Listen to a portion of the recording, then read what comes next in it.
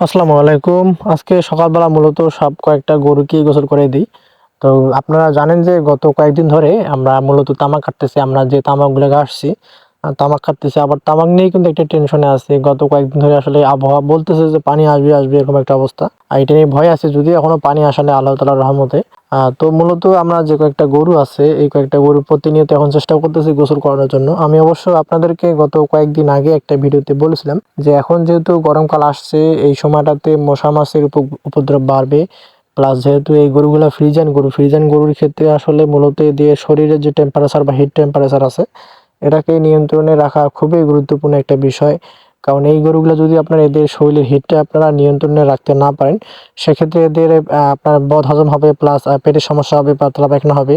অনেক সময় গরুর খাওয়ার রুচি কমে যাবে, বেশ কিছু সমস্যা হয়। আবার অনেক ক্ষেত্রে গরুর দুধটাও কমে যায়। মানে এটা একটা প্রধান কারণ হয়ে যায় আরকি। তো গ্রীষ্মকালে আসলে গরুর শরীরে হিট নিয়ন্ত্রণ করার জন্য আমাদের মতো ছোট খামারিদের জন্য সবথেকে গুরুত্বপূর্ণ বিষয় হচ্ছে যে অন্তত প্রত্যেকটা দিন সকালবেলা করে গরুকে গোসল করানো। আর যেহেতু এখন গরমকাল, গোসল করানোর পরে কিন্তু এমনিতে যেহেতু রোদের তাপমাত্রা থাকে, প্লাস মাথার উপরে ফ্যান থাকবে, সেক্ষেত্রে কিন্তু অল্প সময়ের মধ্যে তাদের শরীরটা শুকায় যাবে।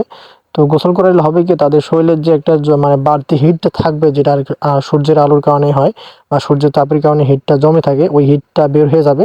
তো এটা আসলে অনেকটা উপকার আছে। প্লাস গরুর শরীর সবসময় পরিষ্কার থাকবে। আর আপনারা জানেন যে আমাদের ইসলাম ধর্মেই বলা আছে যে পরিষ্কার পরিচ্ছন্ন ঈমানের অঙ্গ। যখন আপনি একটা মানুষ নিজে পরিষ্কার পরিচ্ছন্ন থাকবেন, তখন আপনার শরীরে কিন্তু রোগবালাই খুব কম হবে।